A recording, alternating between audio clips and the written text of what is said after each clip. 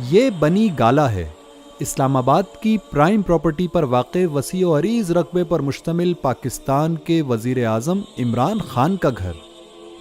یہ جاتی عمرہ ہے، رائیون روڈ پر واقع شاندار اور وسیع و عریض رقبے پر تعمیر شدہ پاکستان کے سابق وزیر اعظم نواز شریف کا گھر۔ اور یہ ہے بیریا ٹاؤن لاہور میں بلند و بالا دیواروں کے درمیان 25 کنال پر تعمیر شدہ پاکستان کے سابق صدر آصف زرداری کا بلاول ہاؤس۔ یہ ہیں پاکستان جیسے غریب ملک کے امیر حکمرانوں کے گھر۔ انہی بڑے بڑے گھروں کو بنانے والے مزدور بغیر چھت اور پلنگ کے سڑکوں پر اپنی راتیں گزارتے ہیں، اور صبح و شام ان بڑے لوگوں کے شاندار گھروں میں اینٹیں لگا لگا کر اور اپنے بچوں کے لیے آٹا، چینی، دال اور بجلی گیس کا بندوبست کرنے کی کوشش کرتے کرتے اپنی زندگیاں گنوا دیتے ہیں۔ اور ان محلات نما گھروں میں رہنے والے بڑے لوگوں کو عوامی مسائل کا سامنا کرنا ہی نہیں پڑتا۔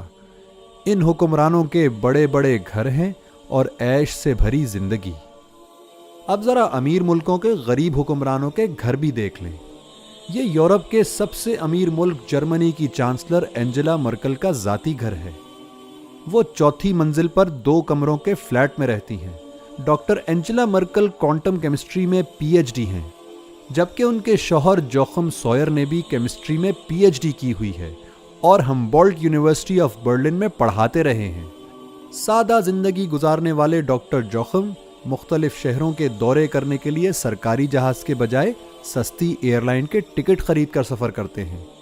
9 سال تک ورلڈز موسٹ پاورفل وومن کا لقب پانے والی خاتون اپنے اور اپنے شوہر کے لیے صبح کا ناشتہ خود بناتی ہیں۔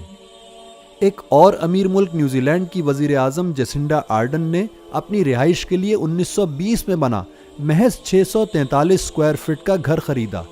باوجود مصروفیات کے چھٹی کے دن وہ خود کھانا پکاتی ہیں۔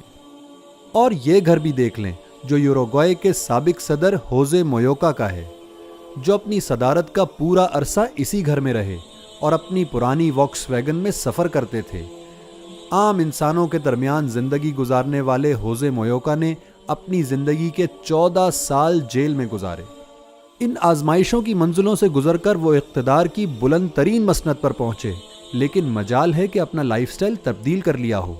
بحیثیت صدر ملنے والی $12,000 کی تنخواہ کا 90% خیرات میں تقسیم کر دیتے تھے۔ ہوزے مویوکا نے ایک ٹرم صدر رہنے کے بعد انتخابات لڑنے سے انکار کر دیا۔ ان کا کہنا تھا کہ یوروگوئے اتنا بانجھ نہیں کہ اسے دوسرا صدر نہ مل سکے۔ آج وہ سینیٹر کی حیثیت سے اپنے ملک کی خدمت کر رہے ہیں۔ عوام کا دکھ درد، ان کی خوشی اور ان کی روزمرہ کی ضروریات کو وہی لیڈر جان سکتا ہے جو خود بھی عوامی زندگی گزارتا ہو، انہی سڑکوں پر چلتا اور انہی اسپتالوں میں جاتا ہو جن میں ملک کے عوام جاتے ہیں۔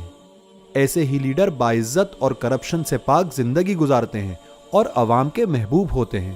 شاید ایسے ہی لوگوں کی خواہش علامہ اقبال نے اس شعر میں کی کہ میرا طریق امیری نہیں فقیری ہے، خودی نہ بیچ غریبی میں نام پیدا کر۔ پاکستان میں بھی ہوزے مویوکا جیسی عوامی قیادت کی کوئی کمی نہیں۔ نگراں وزیر اعظم رہنے والے ملک معراج خالد 3 کمروں کے چھوٹے سے فلیٹ میں رہتے تھے اور صبح خود ہاتھوں میں فائلیں اٹھا کر آفس جایا کرتے تھے۔ کسی بھی پروٹوکول کے بغیر سفر کرتے اور عوام سے ملاقات کے لیے ہمیشہ میسر رہتے تھے۔ کے پی کے کے سابق فائنانس منسٹر اور 5 سال سینیٹر رہنے والے سراج الحق بھی ایسی ہی ایک زندہ مثال ہیں۔ یہ ان کا بھی گھر دیکھ لیں۔ ان کی زندگی پاکستان کے باقی امیروں کی طرح شاہانہ تو نہیں، البتہ وہ پاکستان کی سب سے منظم جماعت کے امیر ضرور ہیں۔ منسٹری اور سینیٹرشپ نے ان کی زندگی میں کوئی فرق نہیں ڈالا۔ ایسی ہی ایماندار قیادت پاکستان کو سرفرازی بخش سکتی ہے۔ سوال بس یہ ہے کہ کب جرمنی، یوروگوئے اور نیوزی لینڈ کی طرح پاکستانی عوام بھی ایسی قیادت کو موقع دیتی ہے جو عوام میں سے ہو، جن کا ماضی اور حال بے داغ ہو۔ فیصلہ اب عوام نے کرنا ہے۔